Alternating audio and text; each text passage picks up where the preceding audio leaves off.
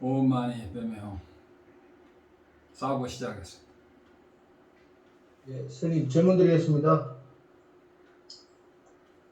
예, 어떤 말이나 사물의 뜻을 분명하게 정하여 밝히는 것을 티베트 말로 체니, 즉 정의라고 합니다. 인간의 모든 세속적 학문들도 체니, 정의를 통해 학문의 목적, 대상, 의미, 방법 등을 명확히 설명하는 경향이 많습니다. 불법, 불철, 불설, 부처님 말씀도 예가 아니라고 저는 생각합니다. 우화, 공성, 견성, 열반 등 경전에 나오는 부처님 말씀의 참다운 의미를 티베트 불교에서 체니로 접근한 것을 스님은 어떻게 그동안 쭉 보았습니까?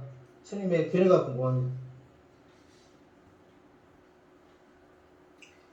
여기 와보니까 불교가 너무 과학적이고 수학적이라서 많이 놀랐고요.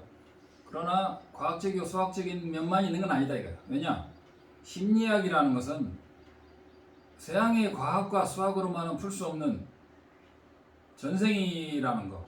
그 다음에 수학 과학자들도, 유명한 과학자도 우리 뇌에서 생각이 나온다 그러잖아요. 그 다음에 이 불교는 이제 심리적인 과학 또는 해탈적인 심리과학. 그래서 그 다른 종교에서 전혀 볼 수 없는 어떤 심리학의 시스템을 가지고 있다. 근데 그게 상당히 과학적이고 체계적인 면이 있다. 그렇다고 해서 세속적인 심리학이나 철학적이나 수학적, 과학적인 방식만 하는 게 아니고 이 우주 전체를 관통할 수 있는 심리학적인, 과학적인 방법이 아주 특이하게 있다는 거죠. 예를 들면 자성이 있느냐 없느냐를 밝힐 때 불교에서 말하는 철학 과학은 뭐냐면 자성이 없는 것을 바로 밝히는 게 아니다 이거예요. 자성이 없는 것을 밝힐 때 자성이 있으면은 독립적인 변하지 않는 내가 있어야 되는데 독립적이고 변하지 않는 내가 왜 없는가에 대해서 지난번에 아까 크게 독립적인 나, 독립적인 대상 두 가지 또는 무원인의 이런 크게 네 가지고 또 나누면 7가지, 9가지, 뭐 100가지 원인에서 다 동서남북과 사방팔방에서 살펴봐도 없으므로 자성이 없다는 것을 알 수 있다. 그러나 자성이 없지만 인과관은 있다는 것. 이런 것을 과학적으로 심리학적으로 완벽히 풀어서 과거, 현재, 미래, 심리학, 윤회와 열반까지도 전부 다 이런 틀에서 벗어난다는 거죠. 그러나 우리가 알고 있는 과학적인 심리학하고는 차원이 다른 거죠. 불교 심리학은 이 우주 전체를 하나의 철학의 대상으로 보는 거죠. 이 정도. 다음 질문. 명상과 중도는 어떤 관계에 있습니까? 뭐라고? 마음챙김의 명상과 중도는 어떤 관계가 있습니까? 뭐라고? 다시 말해. 예. 마음챙김의 명상과 중도는 어떤 관계가 있습니까? 아, 마음챙김. 네. 그 입행론에도 마음챙김이 나오죠. 그 정념이라고 그러죠. 정념.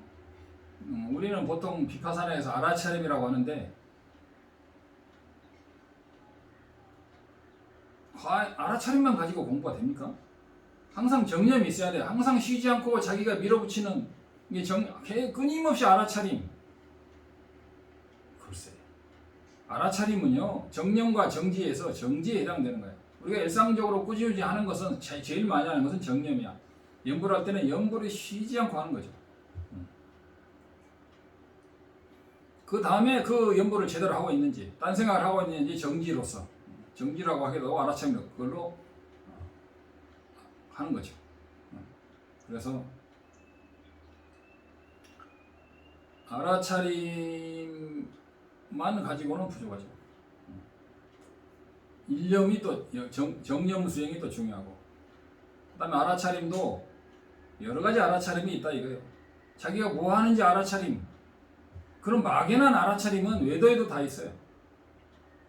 불교에서 말하는 내가 지금 부처님이 말한 것을 제대로 행해서 지키고 있는가 안 지키고 있는가 그것도 알아차려야 되고 다양한 알아차림이 많죠. 그리고 가장 중요한 것은 내가 어떤 수행 방편을 끊어지지 않고 하느냐.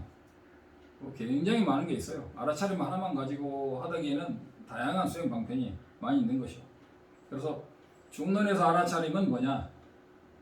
우리는 보통 알아차림 깨어있음 그러면 자기가 뭐하고 있는지 알아차림 깨어있는 그 수행을 하고 또 그걸 내려놓고 이런 것을 수행이라고 알고 있는데, 그것은 외도들에도 다 있는 수행이에요. 불교에서 알아차림과 깨어있음은 뭐냐? 공성에 깨어있어야 돼. 무자성에 깨어있어야 돼. 연기적인 무아에 깨어있음이 깨어있음이라는 거예요. 그러니까 견성을 하지 않고 불교의 진정한 깨어있음으로, 깨침으로, 알아차림으로 머물 수가 없는 거예요. 그냥 초보자들도 깨어있고 알아차림 훈련을 하는데, 원래 불교에 좀 제대로 들어가려면 성품에 깨어있어야 되고, 무아, 연기, 공성에 깨어있어야 돼요. 무아에 깨어있어야 돼요. 그래서 성품을 많이 공성에 대해서 많이 공부를 해야 그 깨어있는 것도 수준이 높아지는 것이지, 무조건 무명에 휩싸이면서 자기가 뭐 하는지 쳐다보는 그러한 깨어있음은, 그런 것은 아직 외도들도 다 가지고 있는 기본적인 공통적인 수행에 불과하다. 다음 질문. 진공묘유의 자리가 참나다 하는데 진공묘유의 자리나 적적 성성의 자리가 참나라고 하는 게 맞습니까? 다시 말해요. 네.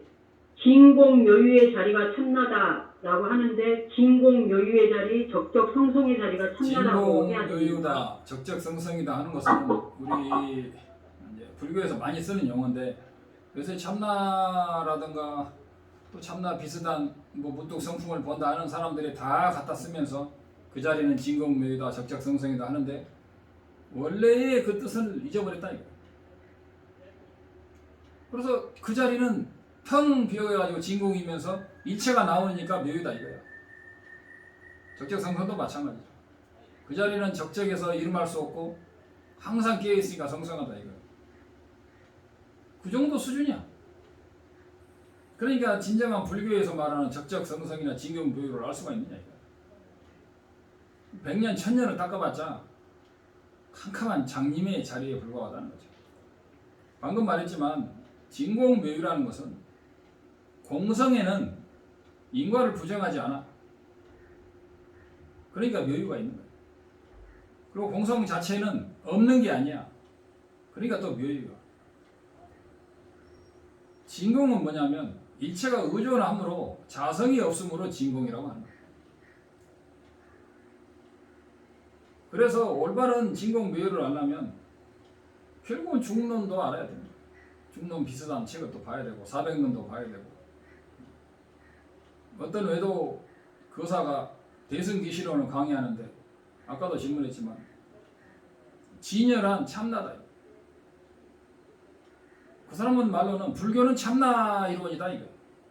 참나 이론은 쌍키아 이론인데, 외도가 중국의 동북공정이 한국의 역사를 갉아먹듯이 외도가 불교는 쌍키아 이론이며 참나 이론이 진정한 불교이며, 달라일라마는 중론에서 모든 게 공하다고 하면서 밀교에서는 또 참나 정광명을 인정하는 오류를 범하고 있다. 이런 저근없는 소리들이 유튜브에 횡행하고 있는 거죠. 진공묘유란 불교에서 말하는 연기적인 공성, 공성이므로 진공이고 연기이므로 묘유라는 거죠. 이런 것을 모르고 참나 이론처럼 일체가 텅 비고 밝고 밝은 적적성성하면 일체를 관조하는, 그건 참나 이론에서 말하는 아트만이에요. 그게 사실은. 사람들은 아트만을 무시하는데 요가스토라라는 책을 보면 나오지만 그 신성한 그 책에 아트만 이론이 나와요. 아트만도 굉장히 수준이 높으며 인도 철학 5000년의 인도 철학이 응축되어 있는 거예요. 쉬운 게 아니라고. 그러나 불교는 5000년이 아니고 5000급을 초월해서도 알 수가 없는 거다. 불교에서 말하는 모든 단어를 외도들에 갖다 쓸 수 있지만 그 올바른 법맥에 의해서 강의를 듣고 수업을 듣지 않고 수행을 하지 않으면 그것은 자기 혼자 100년, 1000년 해도 모르는 거다 이거죠. 그래서 단어가 같다 해서 같은 건 절대 아니다. 다시 한번 이걸 말해주고 싶습니다. 다음 질문.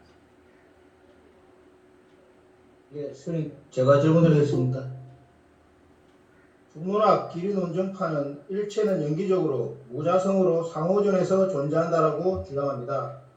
저도 지금 공부하면서 이 주장에 깊은 공감을 하고 있습니다. 그리고 지난 92강에서 스님께서는 물건을 쥐는 손에 의존해서 존재한다. 그렇게 말씀하시면서 컵을 쥐는 손에 의존하듯이 생각의 배우는 생각에 의존해서 존재한다라고 말씀하셨습니다. 그렇다면 누군가가 저에게 당신 앞에 이 볼펜은 무엇에 의존해서 존재하냐라고 묻는다면 그때 저는 어떻게 대답하는 게 좋겠습니까? 네, 반갑습니다. 오늘 처음 들어오시죠? 미스터 김. 젊으시네. 지금 마지막 사부를 하고 있습니다. 먹고 살기 바쁘죠? 그래서 방금 본인이 다 말했잖아요. 앞에 있는 물건은 무엇에 의존하느냐? 앞에 있는 물건은 대상이잖아요. 모든 대상은 주관에 의존한다. 그럼 뭐가 되든 똑같은 거예요. 주관에 의존해서 대상이 있는 거예요. 그러면 주관과 객관이라는 것이 실제로 있느냐? 아니라니까요. 이 선지일체후부에서는 주관은 주관대로, 객관은 객관대로 있으면서 상호의존한 거예요. 선지일체후부의 상호의존 가지고는 절대 상호의존을 모르는 거예요. 선지일체후부에서는 주관이 있고 객관이 있어요. 그러나 두 개가 의존함으로 연기임으로 공이다라고 선지일체후부에서 남방에서 요새 남방 강의를 하는 스님이 있는데 그렇게 말합니다. 상호 의존해서 모여있기 때문에 연기고 공이다. 그건 선지일체후부에서 말하는 공성이라기보다는 주체가 없습니다. 그러나 기류나 유식에 가면 그런 수준 가지고는 안 되는 거죠. 그래서 이것이 있고 이것이 있어가지고 두 개가 실제로 존재하고 독립적으로 있어가지고 의존한다. 내가 보는 내가 있고 보이는 대상이 있어가지고 의존한다. 그것은 선지일체후부의 견해고 이것은 아직은 견성을 못해요. 객관에 의존해서만 주관이 있고 주관에 의존해서만 객관이 있고 서로 상호 의존하는데 상호 의존하지 않으면 주관과 객관이 동시에 성립할 수 없다는 것을 명백하게 이해하시면 되는 거예요. 다음. 84,000 번뇌가 있다고 하는데 84,000은 왜 84,000인가요? 그리고 번뇌 중에 가장 큰 번뇌는 또 따로 있습니까? 84,000 번뇌가 있다고요? 84,000 번뇌 안에 각각 그 하나에 다시 84,000 번뇌가 있는 거죠. 그리고 그 다시 하나에 다시 84,000이 있어서 번뇌의 무량이라고. 번뇌는 무한한 거예요. 중생의 수보다도 중생의 수가 무량한데 중생의 수가 무량함으로 중생의 업도 무량한 거예요. 84,000이라는 것은 그냥 줄여서 말하는 거예요. 더 줄이면 108번뇌죠. 근데 모든 것을 하나로 줄이면 그게 무명이라는 거예요. 무명은 뭐냐? 84,000 억겁의 번뇌의 뿌리는 무명이다. 무명은 어디서 오느냐? 나라는 것이 존재한다는 집착. 그냥 나라는 것이 어떻게 존재하느냐? 그러면 나라는 것이 존재하지 않는다는 것은 단별인데 존재하되 우리 범부들이 생각하는 독립적인 남과 구분되는 독립적인 나가 존재한다는 생각에서 근본 무명이 싹트는 것이고 그 근본 무명은 누가 가르쳐주지 않아도 타고날 때부터 있어서 갓난아이도 이렇게 딱 때리면 울잖아요. 깨갱깨갱 울어요. 개도 조그만한 강아지도 때리면 깨갱깨갱 울어요. 그게 근본 무명. 싫어요. 좋은 거 주면 좋아하고 강아지도 쓰다듬어 주면 좋아하고 칭찬해 주면 좋아하고 그게 누가 가르쳐줘도 그런 게 아니고 근본 무명으로 인해서 그런 거다. 그래서 원내는 무량하다. 그러나 뿌리는 하나다. 그게 무명이라는 거예요. 그래서 불교는 무명을 깨트리는 거예요. 근데 무명을 깨트리는데 또 참나 얘기가 날아오는데 우리는 본래 참나 자리, 성품 자리를 본래 그 성품 자리, 밝고 밝은 성품 자리에 나 없는 자리를 바로 깨치면 무명은 바로 깨진다고 하는 그런 참 상키아 이론이 이 세계를 행행하고 있고 엄청난 대세를 장악하고 있는 슬픈 현실이며 티베트의 4,000m, 5,000m 고지에서 1000년 동안 감춰져 있던 날란다의 전통은 이제 그 신랄 같은 꼬리를 한국에서 여린 싹을 지금 내리려고 시도를 하고 있는 것이 다음 주입니다. 들숨과 날숨 사이에 숨이 멎은 찰나의 숨자리가 생멸이 멈춘 공성의 숨자리다. 이게 무슨 뜻입니까? 어떤 사람이 들숨과 날숨 사이가 중도자리다. 말도 안 되는 소리. 웃음밖에 안 나옵니다. 들숨과 날숨 사이에 그 중간 자리, 들숨도 아니고 날숨도 아닌 자리가 중도자리다. 요거 보는 사람들이 그런 말을 하는데 그것은 외도의 중도는 되지만 불교의 중도는 아니죠. 불교는 들숨 자체도 공하고 날숨 자체도 공하고 그 중간도 공하고 처음부터 끝까지 다 공한 거야. 무슨 들숨과 날숨 사이. 그러면 들숨은 공하지 않네. 유치한. 다음 질문하세요.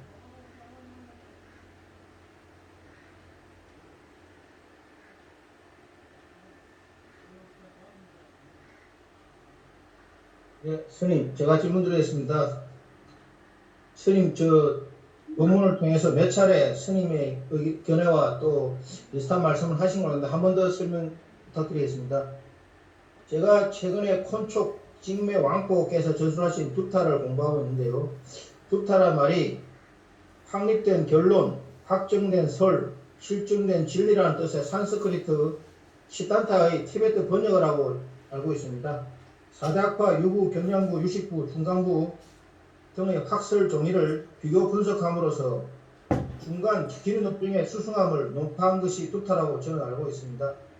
스님께서는 10수년 동안 티베트 불교를 공부하고 계시면서 많은 학식을 지금 터득한 걸 알고 있습니다. 이와 관련해서 미래에 부처님이 오시더라도 사대학파다라고 단언하신 적도 있는 걸로 알고 있습니다. 한 번 더 설명 바라겠습니다. 그건 제 얘기가 아니고요. 여기서 그렇게 가르치는 거 제가 전달할 뿐이에요. 일체 부처님은 사대학파밖에 없다. 왜냐? 이 우주 원리는요. 외도와 불교 안에 사대학파 이렇게밖에 없어요. 왜 그렇게밖에 있을 수가 없느냐라는 것은 의식의 구조가 그렇게 되어 있는 거예요. 이 의식의 구조를 떠나서 부처가 있을 수가 없잖아요. 그래서 사대학파가 있는 거예요. 그러나 그 사대학파 안에도 다시 뭐 약간의 분류가 있겠죠. 그러나 크게 말하면 사대학파가 되는 것이고 그 사대학파에 못 들어오는 것이 이제 수많은 또 외도 학설이 있습니다. 대표적인 것이 참나, 일체 이전의 자리, 참나 자리, 성품 자리, 근본 자리라고 하는 어떤 근본 자리를 설정하는 그게 다 외도 이론이에요. 그 불교 이론을 갖다 붙였지만 다 외도 이론이에요. 그래서 이제 그런 사대학파 중에서 첫 번째가 그 아트만을 부정하면서 설일체후에 들어오는 거예요. 설일체후에서는 아트만을 부정하면서 독립적인 나를 부정하면서 설일체후가 시작이 되고 그래가지고 점점 해서 상호의존해서 이름 붙여서만 존재하는 기류가 나오는 거죠. 이것은 뭐 하루아침에 끝나는 건 아니고 또 다음에 구체적으로 질문하면 하나하나 답하는 게 좋겠습니다. 다음 질문. 예, 스님 연달아 질문드리겠습니다. 제가 사실 티베트 불교를 안 지가 몇 달 안 됩니다만은 티베트 불교는 상당히 세계적인 불교로서의 그 어떤 힘이라든가 그게 많이 느껴집니다. 스님께서는 10년 동안 현지에서 계시면서 공부를 하고 계신데요. 스님께서 보시는 대한민국 조계종 위주의 우리 선불교와 대별되는 좀 예민하고 민감할 수 있습니다만은 티베트 불교만의 강점, 장점, 그 세계인으로부터 사랑받는 이유가 뭐라고 보시는지 궁금합니다. 티베트 불교 사랑받고 있는지 잘 모르겠고요. 아직 이제 시작하고 있고 그리고 티베트 불교와 중국 불교가 차이가 있다기보다는 옛날에 사메 대논정에서 중국의 마하이안 화상과 마하이안 화상이 중국 불교를 대표하는 건 아니죠. 하택종 그 육조 해능대사가 하택 신회를 꾸짖었는데 그 제자니까. 그리고 지금도 그 하택종의 실조인 규봉 종밀 선사의 책이 지금 조계종에서 상당히 깊은 뿌리박혀 있고 상당히 중심 텍스트로 지금 자리 잡고 있는데 원래 불교가 다 똑같은 거죠. 근데 이제 어느 정도 변형이 되고 어느 정도에서 이제 왜곡이 됐으면 또 어느 것이 더 장단점이 있는가에 대해서 서로 보완할 건 보완하고 그래야 된다고 생각하고 또 지금 여기서 소개하는 날란다 이론이 마음에 드시는 분들은 뭐 문득 깨치는 상키아 이론이 아니고 중론 같은 것을 깊이 명상해서 완벽하게 명상을 해서 인명학과 그 무자성을 명상해서 깨치는 것이 맞다고 생각되는 분들은 이 공부를 하시고 또 대선 교리가 마음에 드시는 분은 이 공부를 하시고 그렇게 해서 저는 옛날도 말했지만 가게에 물건을 내놓는 것은 주인의 마음이지만 선택하는 것은 손님의 마음이다. 비파사나를 수행하고 싶으신 분들은 그것도 또한 정법이고 그래서 나는 어느 것이 무조건 좋다라고 비교 위의적으로 설명하기보다는 나는 연기, 인연에 따라서 그 어느 정도까지 이 날란다의 전통이 한국에서 한국인들의 불교 수행에 도움이 될 수 있는지 그것에 한정해서 해도 제 힘이 부족하니까 앞으로는 또 다양한 TBS의 수많은 그 수행자와 계시 스님들이 더욱더 한국 불교에서 한국인들을 위해서 한국인들이 많잖아요. 불자들도 많고 불교 역사도 뛰어나니까 더 많은 활약을 하고 그런 것을 내가 이제 어떻게 보면 시작인데 이제 교두보를 확보하는 쪽에서 이제 시작을 하고 있는 단계고 뭐 저는 이쪽에 이제 날란다의 전통을 한국에도 좀 심어야 되겠다라는 생각을 하고 있으니까 그 정도로 하겠습니다. 다음 좀 시간이 다 돼갑니다. 일체가 연기이고 상을 우전하며 인과와 공성이 한 점에서 만나고 일체가 이름뿐이라는 걸 누가 이해했다 그러면 그것을 자기 나름대로 완벽히 이해했다고 해서 그게 제대로 이해한 것이 되는 겁니까?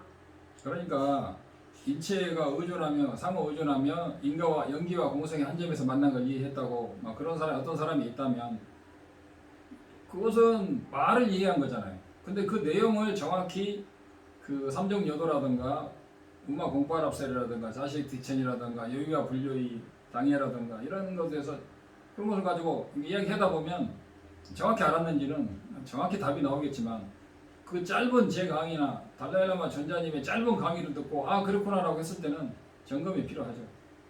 그리고 또 자기가 수행해보면 알죠. 자기가 과연 어느 경지에 있는지 자기가 식욕이라든가 수면욕이라든가 성욕이라든가 일체 명예욕이라든가 다 초월했는지 스스로 알 거 아니에요. 공부는 자기가 제일 잘 안다고 생각합니다. 근데 잘 알기 어려운 것이 올바른 정견인데 정견에서도 날란다의 정견을 한번 깊이 살펴볼 필요가 있다고 생각합니다. 다음 질문.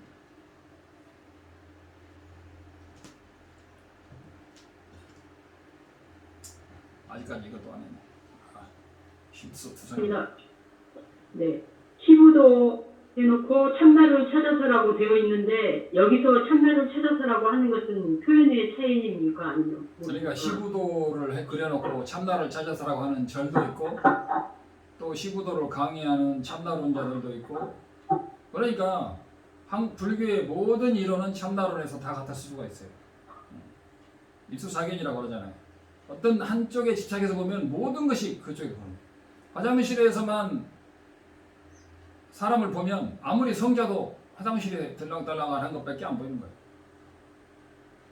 의사들도 마찬가지죠. 그 사람이 얼마나 많은 사람을 수술하고 교사들이 얼마나 많은 사람을 가르치느냐 본 게 아니고 의사나 교사나 화장실에서 올 때는 똑같이 싸고 싸는 것밖에 안 보이는 거예요. 그래서 참나 이론에서 볼 때는 모든 게 다 그렇게 보이는 거죠. 방금 질문이 뭐였어요? 네. 응? 그러니까 그게 참나 그게 표현의 차이인지 그걸 묻는 거예요. 뭐가 표현의 차이냐고. 그 참나를 시부도. 시부도를 그려놓고 그래서 그게 참나를 계속 갖고 시부도도 참나를 보고 그 다음에 견우를 참나를 보는 과정으로 설명을 하는 거죠. 어림도 없는 이야기입니다. 그거는 상키아 이론이라고. 요가스트라야도 거룩한 책이고 베다도 거룩한 책이지만 불교는 그런 것이 아니다. 그냥 정도로만 하겠습니다. 질문 한두 개 더 하세요. 짧게. 깨치고 나서도 생각이 많이 필요하다고 하는데 생각을 많이 해야 된다고 하는데 그게 무슨 뜻입니까? 깨치기 전에도 생각을 끊고 깨치고 나서도 생각이 휘둘리지 않는다고 말하는 어리석은 유튜브들이 많아요. 정말 많아요. 근데 깨치기 전에도 지혜로 깨치고 깨친 후에도 그 깨친 지혜로 세상을 보면서 점점 진정한 불교에서 말하는 무념에 들어가야 되는 거죠. 지금 이런 것들의 견해의 혼탁함과 오염이 너무 심각해서 과연 어느 정도 한국 불교의 이 난란다 전통이 들어갈 것인지는 또 이제 두고 보겠습니다. 다음 질문입니다. 신만송 반야동을 보면 수행하는 자도 없고 수행도 없고 열반도 없다고 그러는데 그게 참나론이나 마연에서 말하는 그 모든 것을 끊고 문득 그 자리에 도달한다는 것과 같은 얘기라고 볼 수가 있습니다. 신만성 반야경에도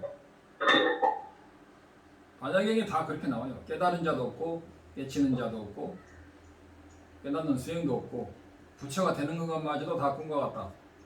화엄경에도 나오고 다 나오죠. 그러니까 참나론자들은 그 자리에서는 다 그런 것이 환이다라고 강의를 해요. 그리고 심지어는 스님 유튜버들도 다 그렇게 강의를 해요. 근데 경전만 보고는 이해를 못하는 거예요. 그래서 논사들이 필요한 거예요. 깨달음의 자리에는 그 자리에는 부처도 없고 중생도 없고 수행도 없고 수행하는 자도 없다고 그러니까 반야신경에서 말하는 것처럼 그런 것이 없다고 생각하는 거야. 반야신경에는 모든 게 없다고 그러자니까 다 없다고 생각하는 거야. 그건 단멸에 빠진 거죠. 아니다, 단멸이 아니다. 신령한 그 자리는 항상 밝아 있으면서 그 자리를 하는 거다라고 또 그걸 부정하는 건 아니라고 또 갖다가 변명을 하는데 신령한 그 자리 그거 쌍키아 자리라는 거죠. 부처님이 말씀하신 성품의 자리라는 것은 신령한 일체가 텅 비고 밝고 밝은 일체 이전의 자리 그런 게 성품이 아니라니까요. 앞으로도 계속 하겠지만 성품이라는 것은 무자성이라는 팩트를 이야기하는 거예요. 신령한 자리 물론 무자성이 신령한 자리 무자성이 신령하죠. 그러니까 달마대사가 무성이라고 하는 거예요. 성스러울 것도 없습니다. 진지에서는 성스러운 것이 없죠. 진지에서는. 그래서 아까 진제 속죄 이야기하다가 마무리가 됐는지 모르겠는데 속죄라는 것은 현현하는 모든 것이 속죄다. 그것이 부처님이 현현하든 선현하는 것은 다 속죄라는 거. 우리가 속죄라는 것은 세속적인 것이라고 생각하는데 원래 이 번역이 완벽하지 않는 거죠. 원래 티베트 말로는 진제는 된담된 바 그래요. 완벽한 진실의 의미이다 이거예요. 속죄는 뭐냐? 꾼속된 바 그래요. 꾼속된 바는 것은 진실하지는 않다 이거죠.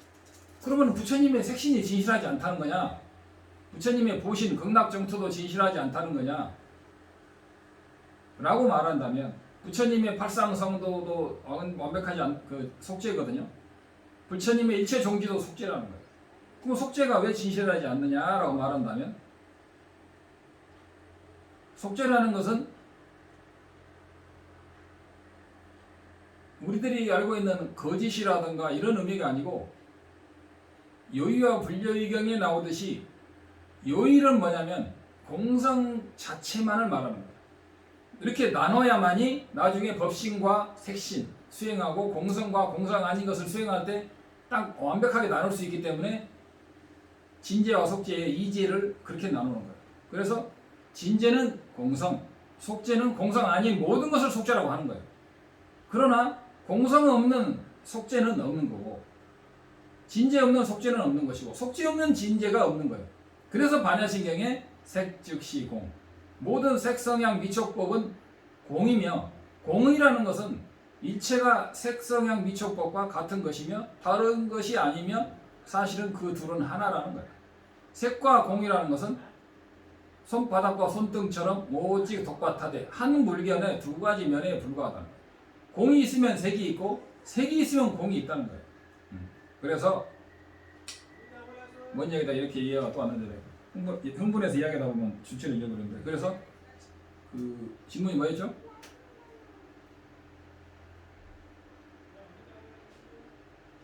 질문이 뭐였어요? 안 들려.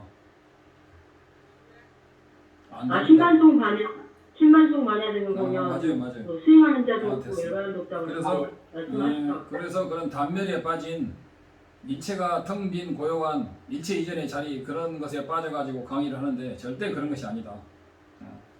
색즉 시간 공즉 시색이라는 것은 그런 참나 이론이나 일체가 성품의 나툼이다라는 그런 이야기는 절대 아니라는 거 다시 한번 말씀드리고 질문 하나만 더 받겠습니다. 마지막. 생각이 없는 공성 자리를 통해서 분석과 관찰 등을 통해서 생각 없는 자리로 간다는데 꼭 그 방법밖에 없는 것입니까? 라고. 그러니까 나란다에서 그동안에 티벳에 1000년 동안 비장되어 왔던 인도에서는 나란다에서는 1200년도에 나란다가 멸망하고 모든 나란다의 법이 다 사라지고 티벳에만 남아있다가 티벳에서도 다시 1000년 동안 비장되어 있다가 1960, 70년대부터 아주 조금씩 세상에 나오기 시작했는데 주로 7, 80년대에 나오기 시작했죠. 근데 깨침의 방법이 지금까지 우리가 알고 있던 중국과 그 한국의 다만 모든 사랑을 끊고 왜 무라 했는고, 왜 들 앞에 잣나무라고 했는고, 왜 똥막대기라고 했는고, 마른 똥막대기라고 했는고라고 그렇게 해서 깨치는 방법밖에 우리는 몰랐어요. 그래서 그렇게 해서 깨치는 수많은 선지식도 나왔고, 그런데 다른 방법은 소개되지 않았어요. 그래서 나는 그 방법이 틀렸다는 게 아니고 오히려 나란다의 법에서는 그렇게 이념으로 깨치는 방법은 깨치기 어렵고 오히려 나란다에서는 이렇게 말한다는 거 그것을 소개해드립니다. 그러나 그것을 선택하고 안 선택하고는 본인의 선택이지만 이 나란다의 법통에서 말하는 80 대성취자와 밀라레바라든가 나로바라든가 이런 수많은 티베트 불교에서 나온 대성취자들 갸와인사바라든가 많죠. 사리아파에서 사는 수많은 성자들 그런 분들이 했던 핵심적인 공부가 뭐냐, 중론에 나오듯이 깨침은 중론적인 오직 불교만의 독특한 인명학이에요. 우리가 인명학이면은 불교 논리학이라고 생각하면 좀 부족하고 오직 불교 사가모니 부처님만이 가지고 계신 유일한 깨침에 들어가는 논리라고 생각하는 것이 정확한 거예요. 그 깨침의 논리로서 깨친다는 거죠. 그 다음에 그 깨침을 논리로 해서 완벽한 무자성, 나 없음을, 단멸이 아닌 나 없음을 완벽히 보고 나서 그것에 의존해서만이 초지 또는 수타원, 성지에 갈 수 있다는 건데 나라한다에서는 오직 이 방법만 있다고 말합니다. 그러나 받아들이고 안 받아들이고는 선택이다 이거죠. 선택이고 저도 자세한 건 모릅니다. 이 정도로 일단 사부를 일단 마치는 걸로 하겠습니다.